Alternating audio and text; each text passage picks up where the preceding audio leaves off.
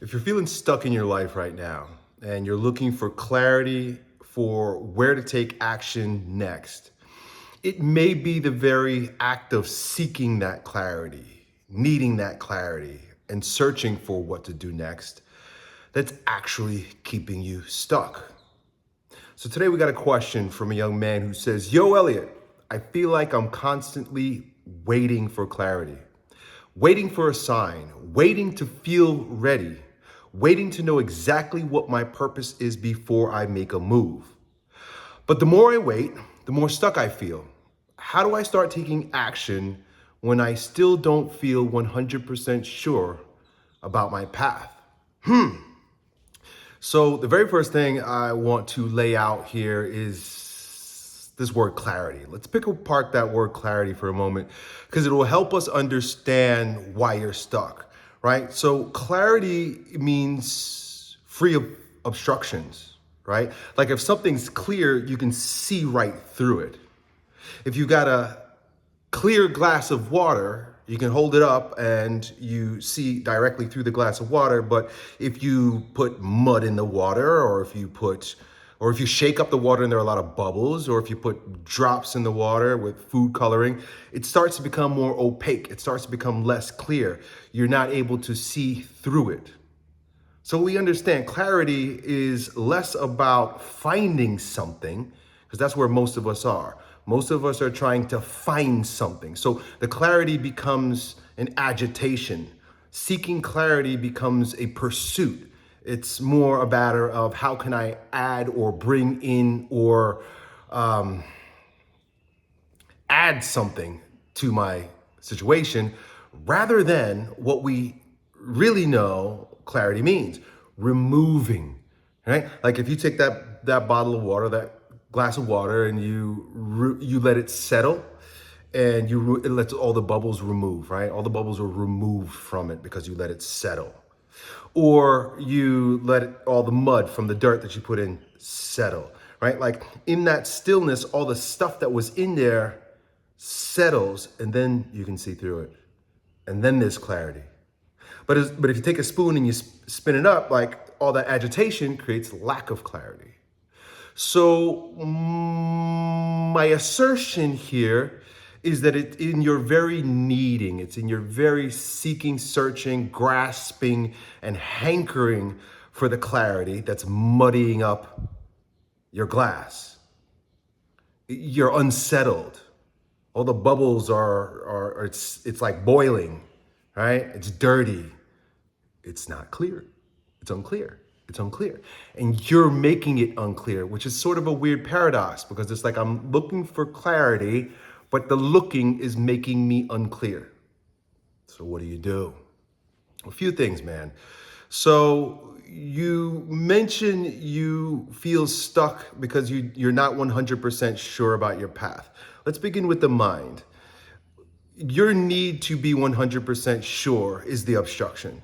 Your need for clarity, your need for understanding your purpose perfectly is the obstruction. Once you let that stuff go, it's like letting the mud settle to the bottom of the glass or letting the bubbles just sort of fizzle out. You'll be able to see.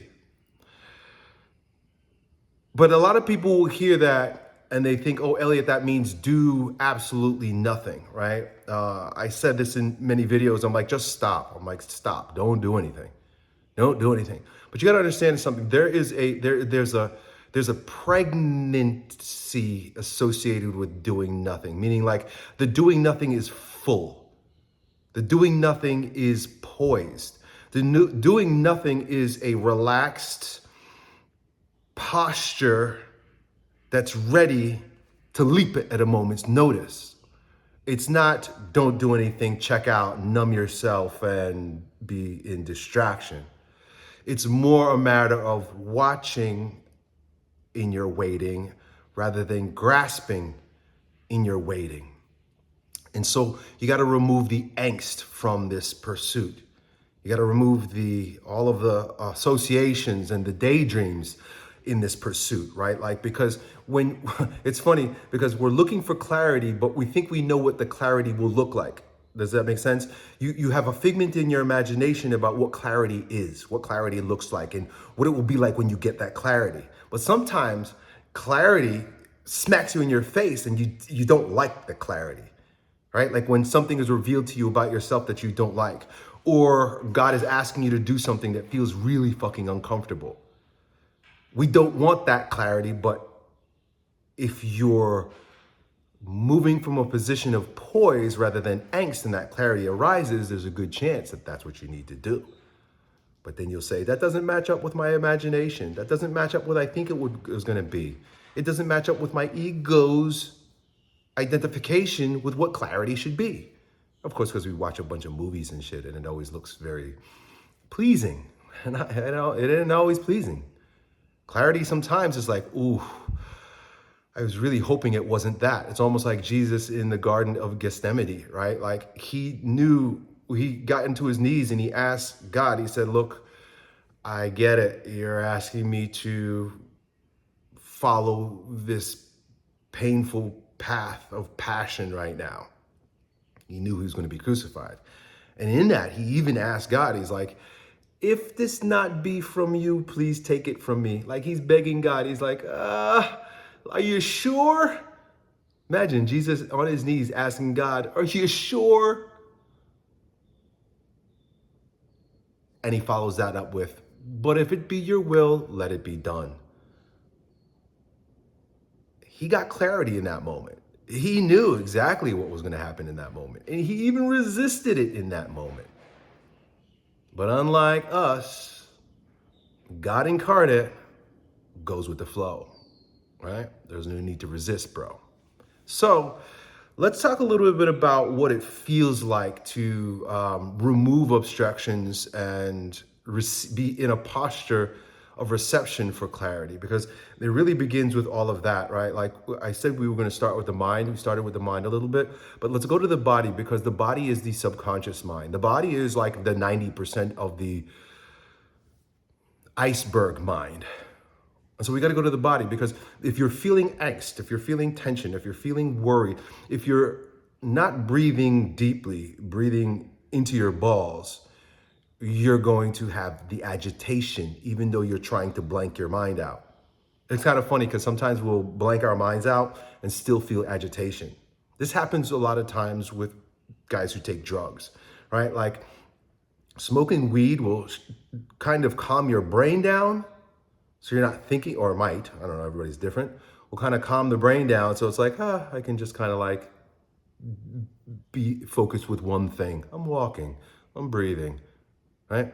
But in the body, do you ever notice you still feel, there's still like tension. There's still tension in your chest, still tension in your belly, right? Because it's more of a dissociation rather than an integration. So true relaxation, true readiness for action requires physical relaxation so that there can be an integration, so that the mind can drop into the body rather than the mind leaving the body like when you do drugs, right? We got to let the mind drop into the body.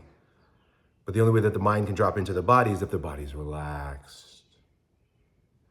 So we have to be very mindful of how we're breathing. If you want clarity to come to you, if you want that spark of divine creation, if you want that revelation from God, you can't be tense. So drop the needingness, but also drop the shoulders and breathe.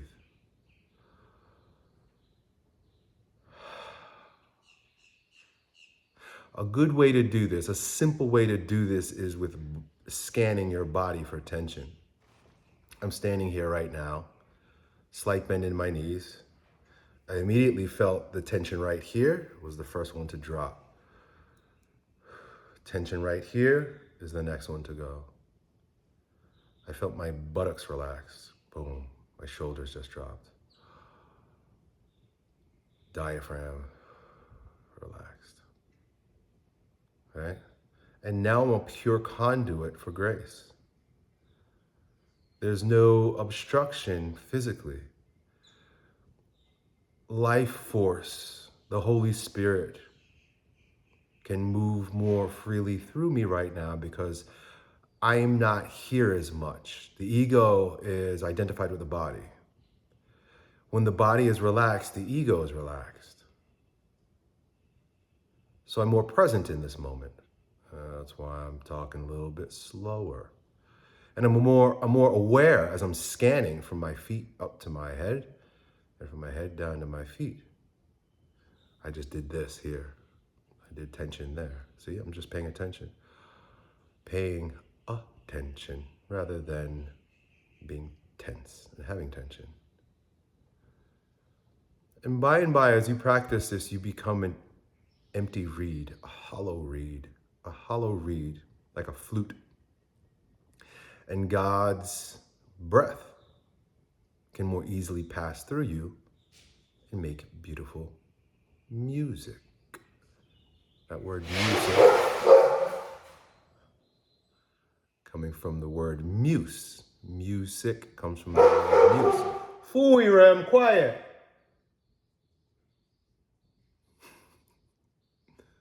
He sees the birds. The birds bother him. I think they might be eating his food.